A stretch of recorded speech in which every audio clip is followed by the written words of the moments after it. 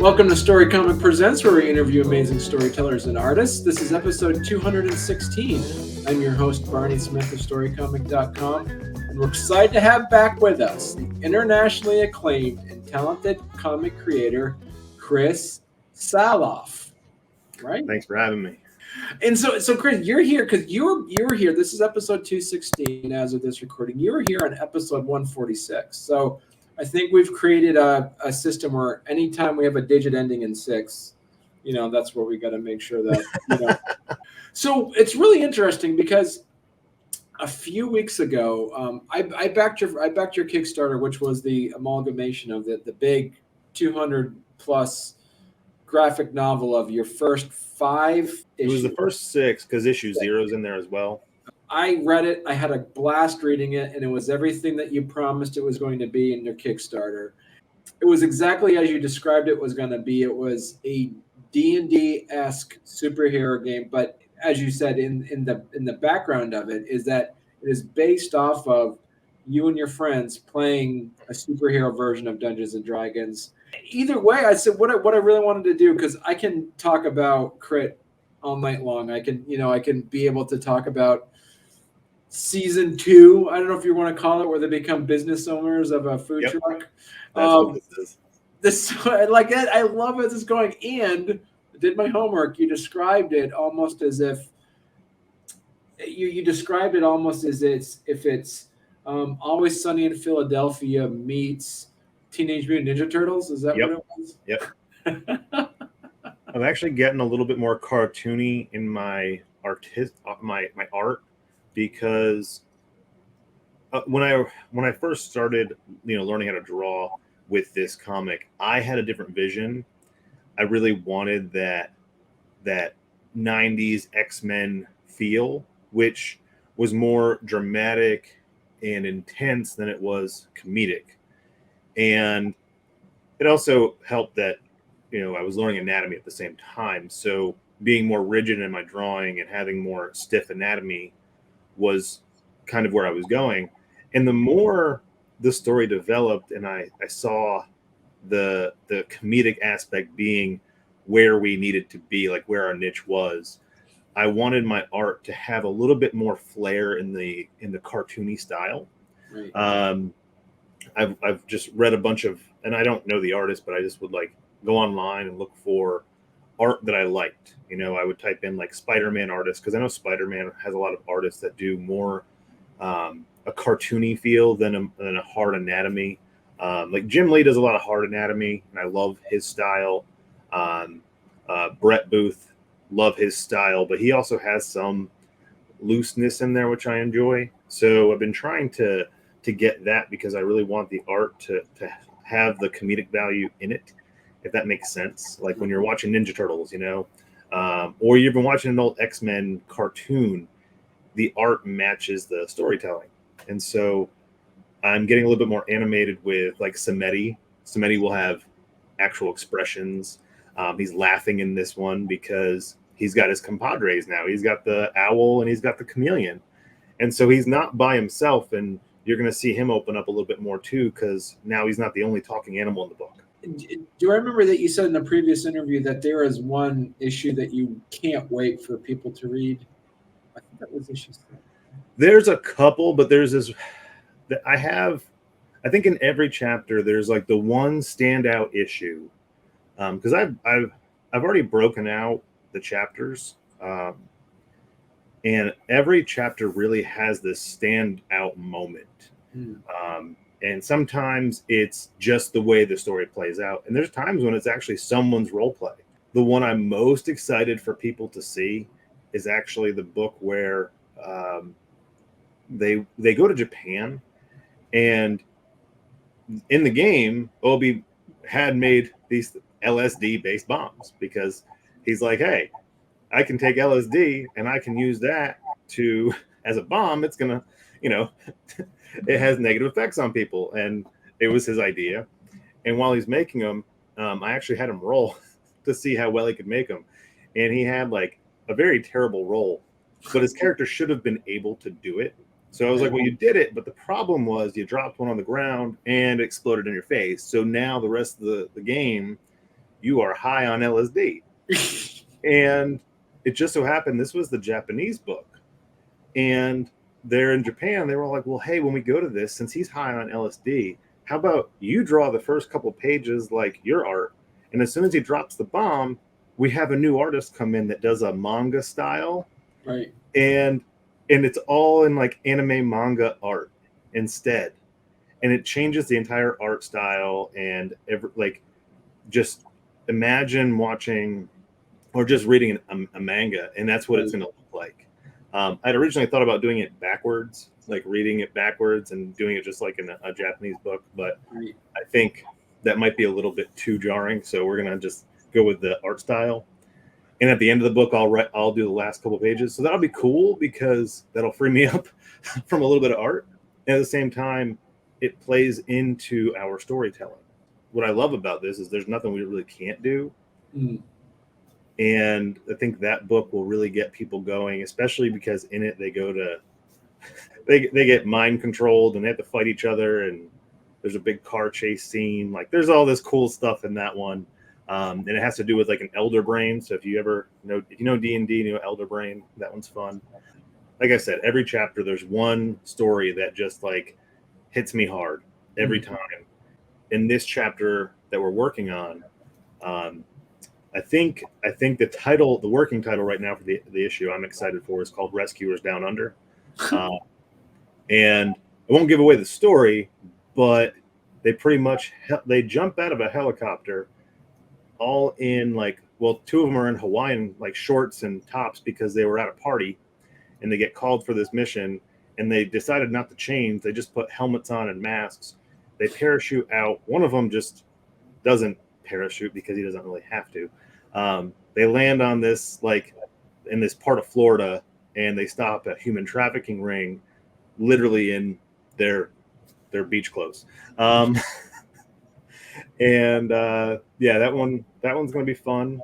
I don't like to give away a lot of stuff, but right. They've been talking about me drawing them with just their masks and Hawaiian t-shirts for a while. So you have so this Kickstarter it features then issue 6. Is that what it is? It is issue 6. It's the 7th in the series because we did issue 0. Yeah. But yeah, it's issue 6. It kicks off chapter 2, and I do even when I was making the games, I made my I played out the games in a chapter format because I always envisioned this going into something. Right. And when we hit this area, I was like, cool, this is chapter 2. I always have some kind of theme. And like in the first chapter is all about introducing the characters, getting to understand some of their motives and their personality. And that's why, if you notice, everything is about the characters at all times. Right. It's always from their perspective. And I wanted to really drive the characters home. So that way later on, I don't have to explain powers, and I don't have to go into too much just info dump, Right. I wanted you to understand the characters, their motives, the world they live in. And that way, as we go on to chapter 2, my theme is more about the teamwork for one, but for 2, it's that not everybody does bad thing, or not every bad guy is bad just to be bad. Sometimes good people do bad things for good reasons, and that's like the underlying theme as they go through. They're going to meet some people midway through the chapter when we get to that, and it creates I wanted to create tension with the characters without combat. Mm-hmm. What do you do when you come across this guy or this woman who is doing something illegal, but it's helping people that have been troubled for so long and have been forgotten by society? Right. Are you going to take them out? It was, I had reached a point in the game where they would really got into this mindset of just blowing stuff up all the time. And so to deter that and really challenge the characters and them as individuals, I put these morality problems in front of them and wanted to see what they would do. And honestly, where they came out with a few of those situations is really cool. And it really helps grow the story. It helps grow those characters and really helps solidifies them more of heroes than vigilantes. Right.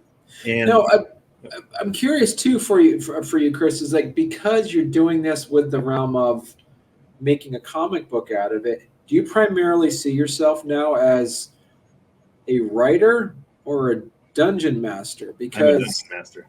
yeah, but as far as writing, yeah, I create the story and the setting, okay, their actions and everything, right? Really, what happens in the grand scheme of things, I'm more of a director. right. That's why if you look at the book, it says story by. It doesn't say written, because it's not. It's really hard to say how it's written, because different things are done by different people. It's a conglomerate, and I don't want to take away anything from my friends and their role play and the participation that they have. I mean, it's my brainchild.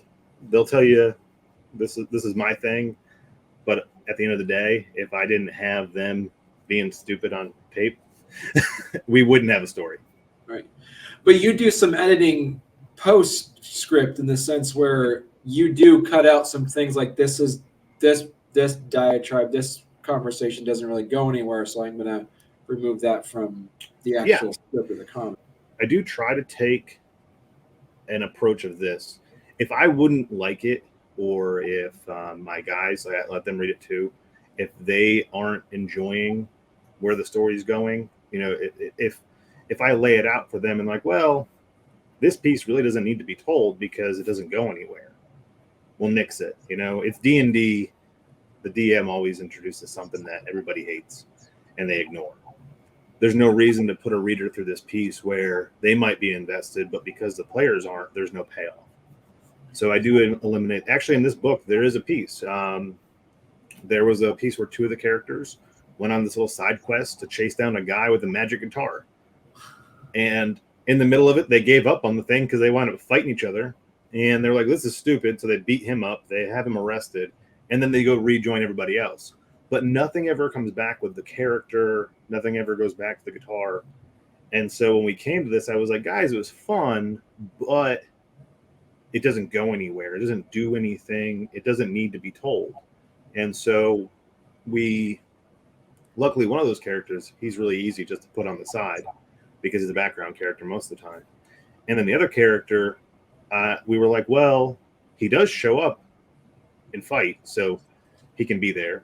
And his role in the coffee shop is this, so we can kind of sideline him, but still have him in the book and give him this different role.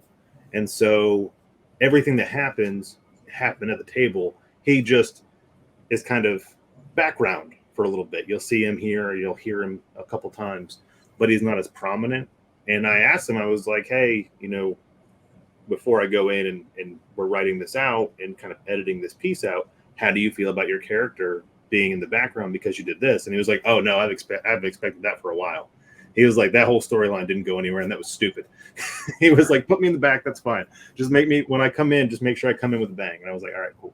All right. So we do edit some of that.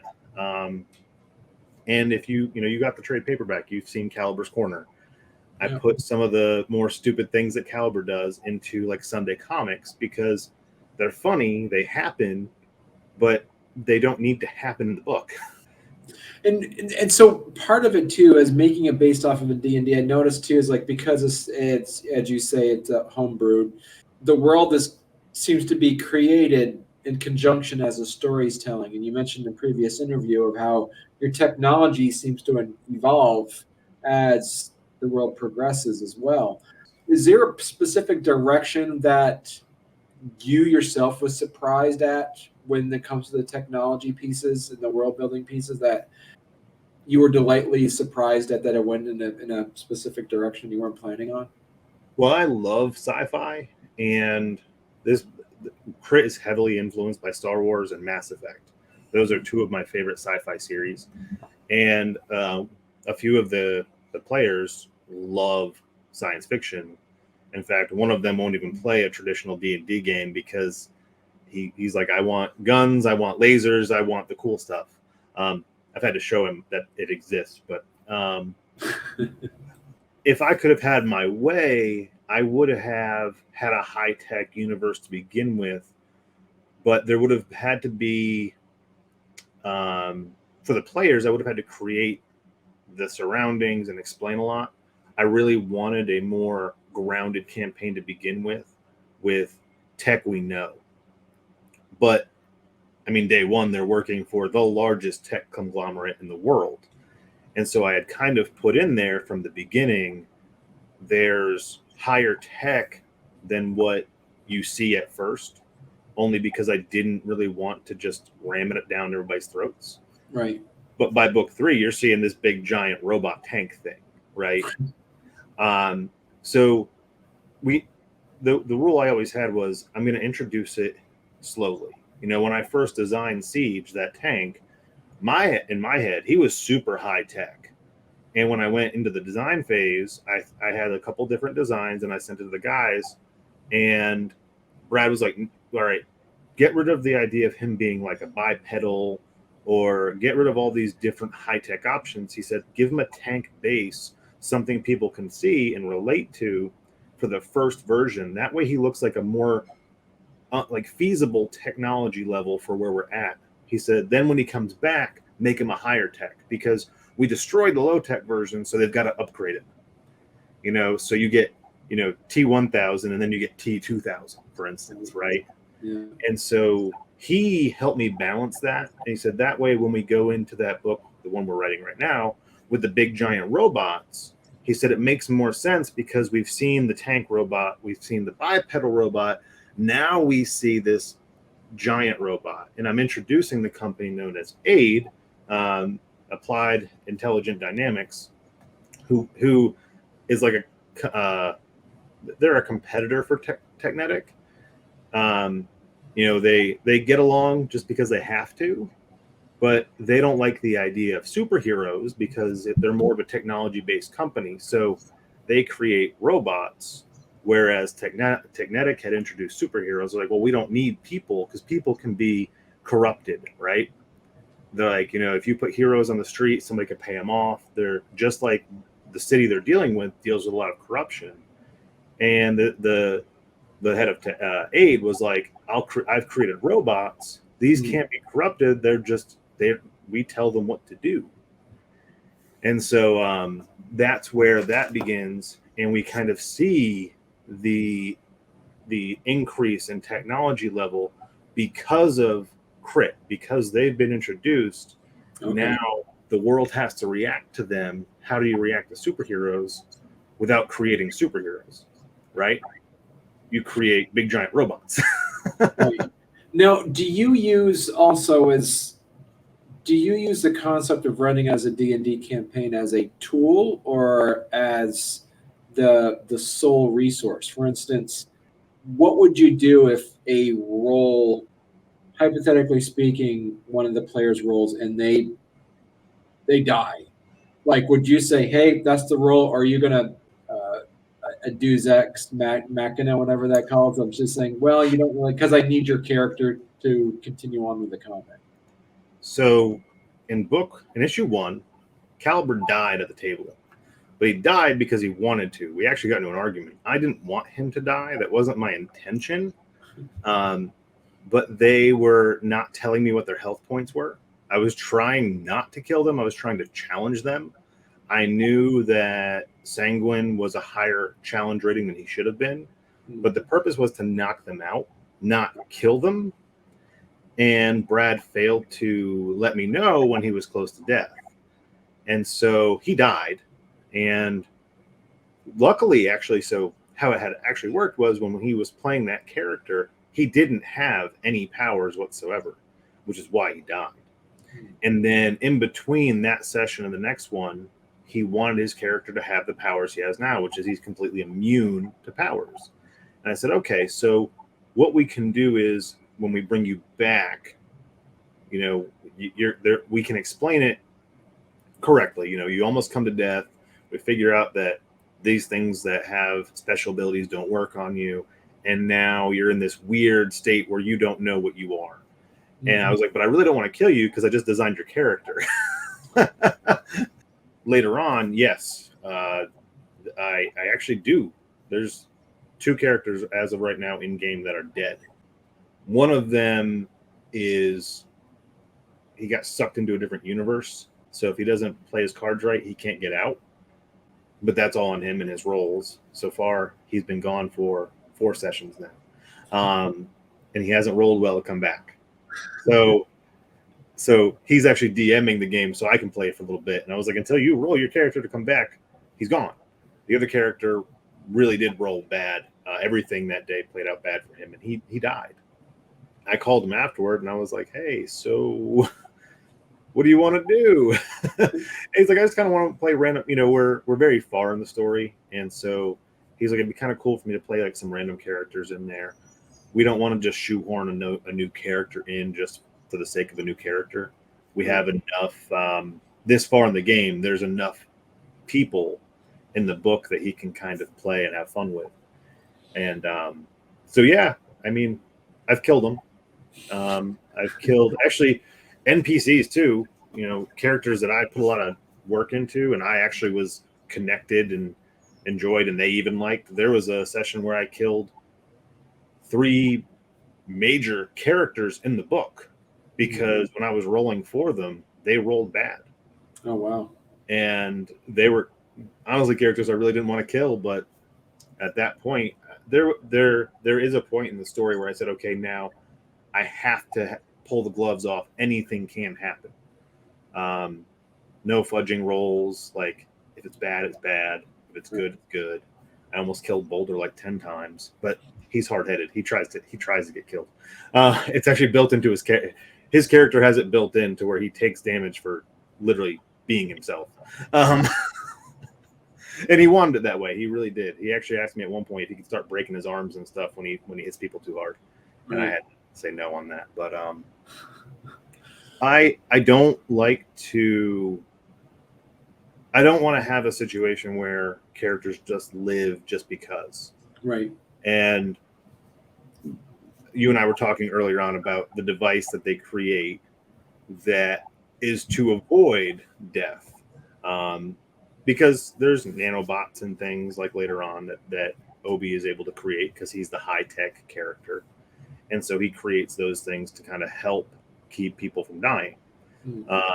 Sadly, there's a window that it works in, and that's it. After that window's done.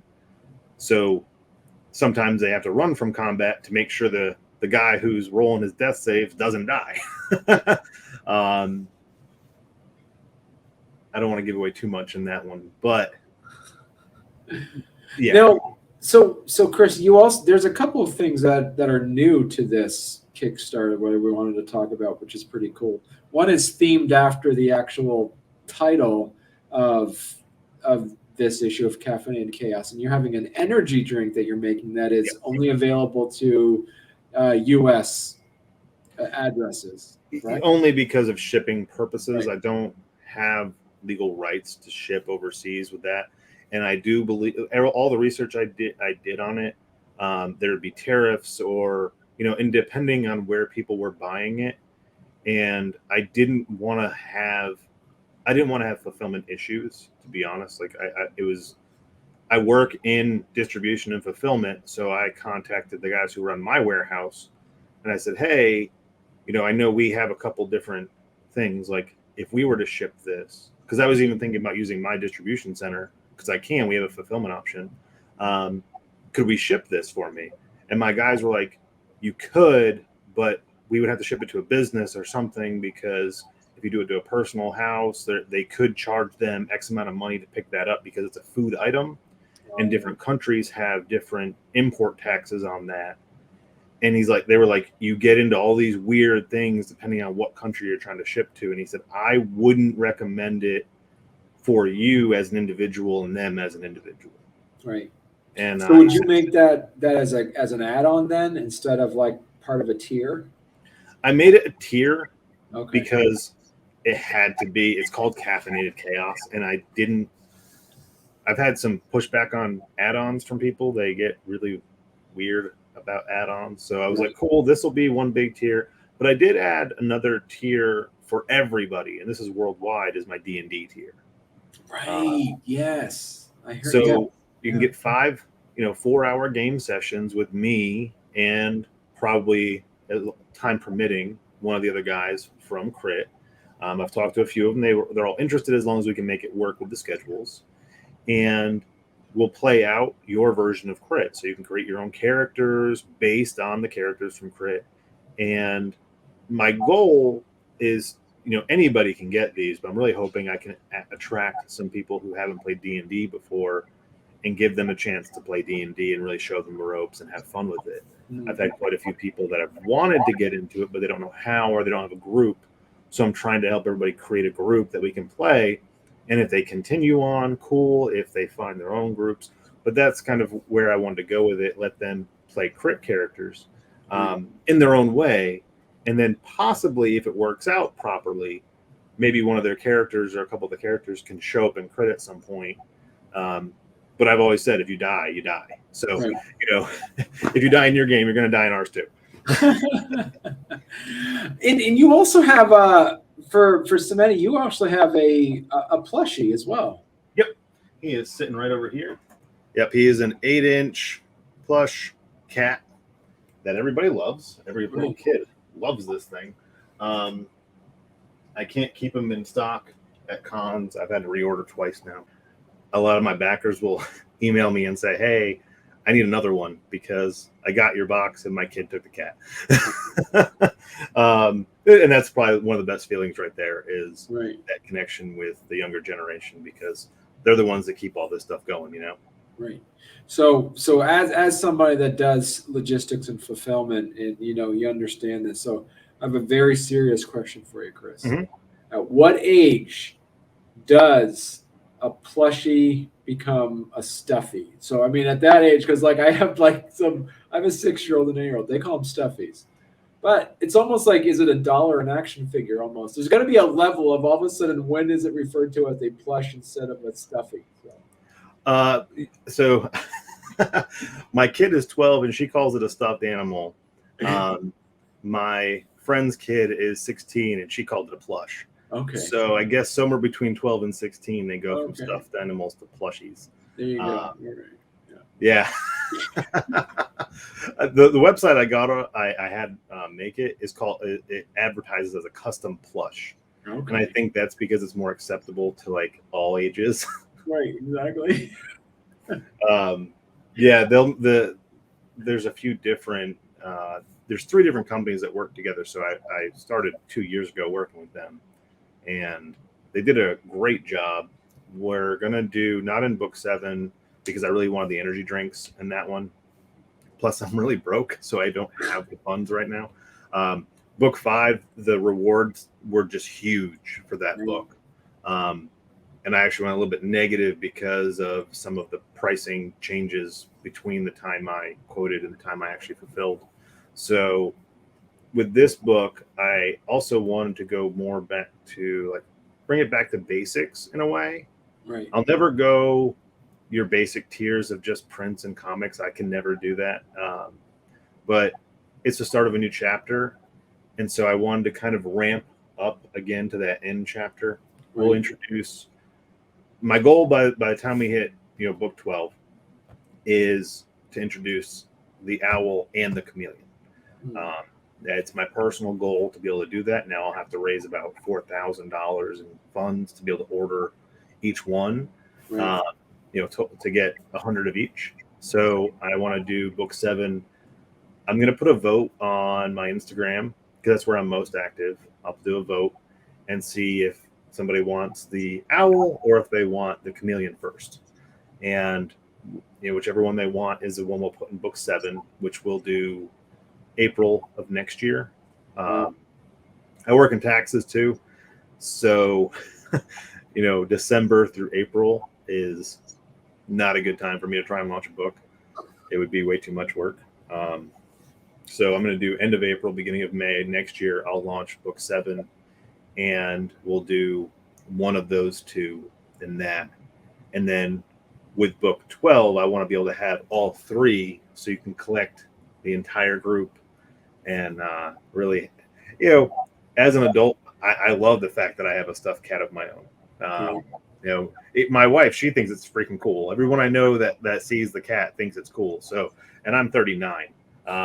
I just played a concert the other day, and everyone there was like, "Oh man, are you going to bring the cats?" And they're all, late 30s, early 40s. So, stuffed animals never go out of style. Everybody, just saying. And I gotta say too, Chris, when I had that Kickstarter fulfillment delivered a couple months ago, it was like Christmas. I didn't realize, I forgot all the cool stuff that came with that tier. You got the T-shirt, you got the thing. There was so much stuff on there, and I was extremely excited, and it shows about your passion and energy and creativity for this. You're one of your biggest fans, so I love to see. I love all these excitement, and you make your readers excited about it as well. It's chock full of such great stuff on all of your Kickstarters when you pledge it at the right level.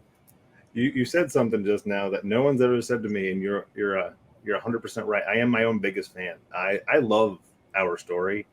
There's the passion that you see in like the art and everything, and I enjoy drawing out. Even on the most stressful days, I love just being able to bring this to life. It fixed that depression that I had of not being able to do anything. I had this like outlet now, and I'll never forget when my wife looked at me and said, "So this is what you're doing?"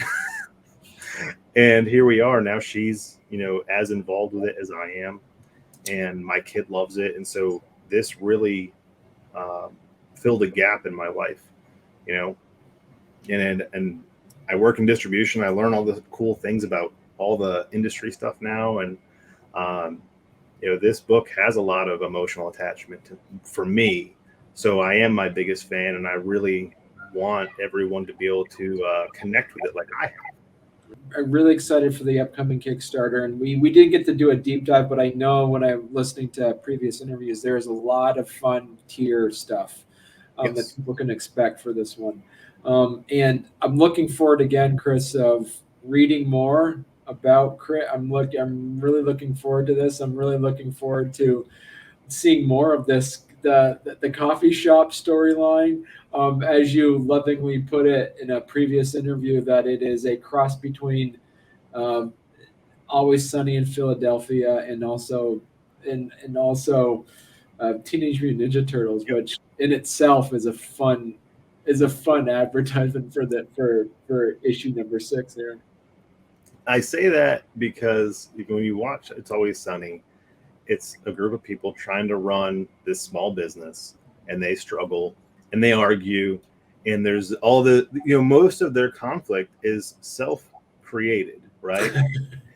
And same with Crit. It's a lot of self-created conflict because you have a lot of strong personalities, and then the world happening around them, like Ninja Turtles. I say that because in what other world would you expect just giant robots to appear, right?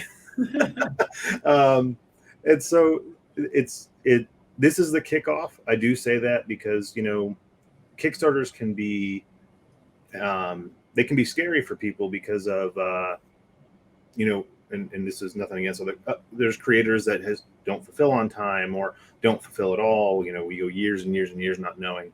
Right. I have proudly fulfilled. This is my 5th campaign on Kickstarter, my 6th total with Indiegogo. I have fulfilled every time.